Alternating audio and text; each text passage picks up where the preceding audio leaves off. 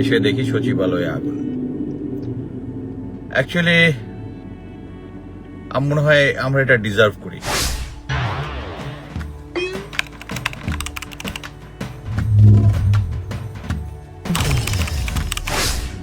কি জন্য? কারণ এতদিন ধরে আমরা অনেকেই বলে আসছি যে বাংলাদেশে একটা নাশকতা করার চেষ্টা করা হচ্ছে এবং এটা কন্টিনিউ করবে আনলেস আওয়ামী লীগের দোসর যারা ছিল তাদের হাতে ক্ষমতারা যেন পাকাপোক্ত হবে না আসা পর্যন্ত। সো ওই দিকেই যাচ্ছে এবং সবচেয়ে দুঃখজনক হচ্ছে আমাদের দেশের মধ্যে আমাদের কোনো কি বলে দেশপ্রেম নাই।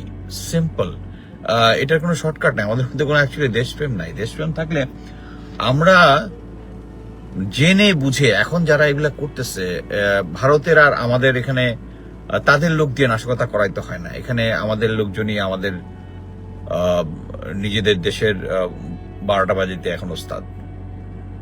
গোয়েন্দা সংস্থায় যারা আছে, সিনিয়র যে সমস্ত অফিসাররা আছে যারা গুম খুনের সাথে জড়িত, অ্যাকচুয়ালি তারা এটার সাথে জড়িত, যেহেতু গুম খুন করে ইয়ার সাথে যে নামগুলা বের হয়েছে এবং এটাই তাদের মোটামুটি তাদের অবস্থা কাহিল করে দিছে। এবং এটার পরেই তারা ডেসপারেট যে বাংলাদেশে একটা অস্থির পরিস্থিতি সৃষ্টি করবে, পাবলিক চিল্লাচিল্লি করে বলবে যে আমাদেরকে কি বলে সেনা শাসন দেন, আর সেনা শাসন দিলে সেই পুরনো অফিসার যারা আছে, যারা শেখ হাসিনার দোসর, যাদেরকে জেনারেল ওয়াকার রেখে দিচ্ছে, তারা আবার দেশটা চালাবে। আমি মোটামুটি গ্যারান্টি দিয়ে বলতেছি এইটাই এই দিকেই যাচ্ছে। আপনি একটা জিনিস চিন্তা করেন, আমি আর একটা জিনিস ফাইন্ডিং আমি ভাবছিলাম যে আরো পরে বলবো জিনিসটা। এই যে আমরা কয়েকদিন আগে কন্টিনিউয়াস চিল্লাইলাম না যে কমিশন, এই বিডিআর বিদ্রোহ নিয়ে গুম খুন নিয়ে কমিশন হইতে হবে, কমিটি হবে না। বিক্রম মিশ্র আসলো, এসে সেনা প্রধানের সাথে দেখা করলো আউট অফ এভরিথিং। তারপরে আবার দেখা করা আসার পরে এরপরে দেখলাম যে এই কমিশনটা হবে না, এখন হবে। সবচেয়ে দুঃখজনক হচ্ছে যে সিনিয়র লিডারশিপ, রিটায়ার্ড লিডারশিপ যারা প্রশাসনের সাথে বসেছে, তাদের 2 জন আমাকে কল করেছে আর 2 জন সাংবাদিক আমাকে কল করে বললো যে ভাই আপনারা যে এত দৌড়াদৌড়ি করতেছেন এই পিলখানার ঘটনা নিয়ে, বাট এটার ভিতরে যে অবস্টাকল যেটা, এটা তো ভাই আসিফ নজরুল না, আইন মন্ত্রণালয় না, এটা আপনাদের লোক। অবশ্য আমাদের লোক মানে লেফটেন্যান্ট জেনারেল হাফিজ, যিনি জেনারেল ওয়াকারের রিকমেন্ডেশনে হয়েছেন, কি বলে ডিফেন্স উপদেষ্টা হয়েছেন, ডিফেন্স অ্যাডভাইজার হয়েছেন, এবং লেফটেন্যান্ট জেনারেল জাহাঙ্গীর যিনি স্বরাষ্ট্র উপদেষ্টা আছে, এবং ব্যাকগ্রাউন্ড হচ্ছে জেনারেল ওয়াকার। এরা 3 জন মিলে চেষ্টা করতেছে এই কমিশন, এতদিন করতেছিল যে কমিশন যেন না হয়, শেষ পর্যন্ত করেছে, কিন্তু প্রতিটা জায়গার মধ্যে সে বাধা দেওয়ার চেষ্টা করতেছে। আপনি কোথায় যাবেন এখন? জেনারেল ওয়াকার ভালো মতোই জানে যে 25 ফেব্রুয়ারিতে 2009 সালে উনি নিজেই ওখানে ছিল। He will be subject to this court. So যত ধরনের অসহযোগিতা আছে এগুলা করতেছে। এবং আমি অ্যাকচুয়ালি গ্যারান্টি দিয়ে বলতে পারি এই জেনারেল ওয়াকার এবং এর সাথে যারা স্ট্রেংথ যারা আছে পুরোনা, ইয়ার নাম বলে আমি নিজেকে টায়ার্ড করতে চাচ্ছি না, এদেরকে এবং গোয়েন্দা সংস্থাগুলোকে 9DB, জিওসি, ডিজি, বিজিবি এবং ঢাকার কমান্ডারগুলো, এগুলোকে যদি না সরান এই জিনিস চলতে থাকবে। আপনার প্রফেসর ইউনুসের গোয়েন্দা সংস্থার উপরে কোনো কন্ট্রোল নাই। যারা কন্ট্রোল করতেছে সব আওয়ামী লীগের দোষ, সব। এনএসআইতে তো মানে কয় হাজার সব ছাত্রলীগের লোকজন এখানে জয়েন করছে। আর যারা এখন পর্যন্ত আছে, ডিজি চেঞ্জ হয়েছে, বাট এখন পর্যন্ত যারা আছে তারা সবাই আওয়ামী লীগের লোক। ডিজিএফআই এর সেম জিনিস।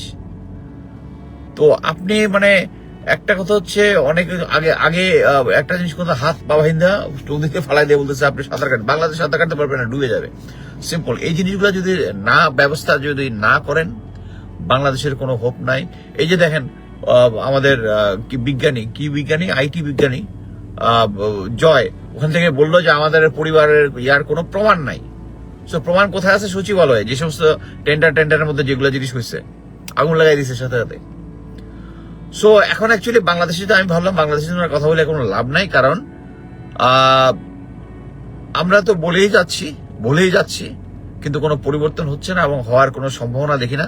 সো এই সরকার লাস্টলি আমি বলতেছিলাম যে যত দিন যাবে তত প্রফেসর ইউনূসের সরকার স্ট্রং হবে, আর জেনারেল ওয়াকার এবং তাদের যে দোষর যারা আস্তে আস্তে উইক হবে। বাট এখন তারা দেশকে অরাজক সৃষ্টি করার জন্য যে ব্যবস্থা গ্রহণ করছে একটার পর একটা, এবং ফিউচারে আসতে থাকবে একটার পর একটা। এবং সবচেয়ে দুঃখজনক হচ্ছে আমরা বাঙালি জাতি হিসেবে হচ্ছে মীর জাফরের জাতি। আমরা নিজেরাই নিজেদের মানে কাউ আইসা আমাদের পাশে বাস দেওয়ার দরকার নাই, তারাই আমরা নিজেরাই নিজেদেরকে দিয়ে দিচ্ছি। আওয়ামী লীগ আর বিএনপি করে, আর বিএনপি বর্তমান রোলটা আমি মানে অ্যাপ্রিসিয়েট করার মতো কোনো কিছু দেখতেছি না। যে দেশ ঐক্যবদ্ধের ডাক প্রফেসর ইউনূস দিয়েছে, কিন্তু ঐক্যবদ্ধ কি হচ্ছে? এখন আমাদের লোকজন, এখন আমরা নিজেরাই নিজেদের জায়গায় আগুন লাগিয়ে প্রমাণ নিঃশেষ করে দিচ্ছি। একটা ফ্যাসিস্ট হাসিনা। আমি কয়েকদিন আগে আমেরিকায় আমার রিলেটিভদের একটা জায়গায় গেলাম, একটা দাওয়াতে গেলাম। অ্যামেজিংলি ভদ্র শিক্ষিত লোক এখানে অনেকদিন ধরে আছে, এবং স্টিল তারা বিশ্বাস করে যে শেখ হাসিনা দেশের জন্য ভালো ছিল। তো এরকম হলে অ্যাকচুয়ালি বা আমাদের দেশের কোনো হোপ নাই। সো সেনাবাহিনীতে 28 বছর চাকরি করার পরে যখন আমি রিটায়ারমেন্ট আসছিলাম, প্রথম 2 বছর খুব মন খারাপ ছিল আমার, যে চাকরিটা পছন্দ করি, ভালোবেসেই এত বছর আর্মিতে চাকরি করেছি। হোপ অ্যাকচুয়ালি নাই, যখন আমরা নিজেরাই নিজেদেরকে বাস দিচ্ছি। এখনো গোয়েন্দা সংস্থায় সেই লোকগুলো আছে, কেউ কোনো পরিবর্তন করতেছে না। সো উন্নতিটা হবে কিভাবে? হবে না। আমি আজকে অ্যাকচুয়ালি হোপলেস। এইভাবে চলতে থাকলে হ্যাঁ হয়তো আমরা ফাইটটা জারি রাখবো, বাট কথা হচ্ছে জেনারেল ওয়াকার এবং ওই গোয়েন্দা সংস্থা, ওই ইম্পর্টেন্ট লোকগুলোকে যদি আপনারা না সরান, বাংলাদেশের কোনো হোপ নাই। Thank you.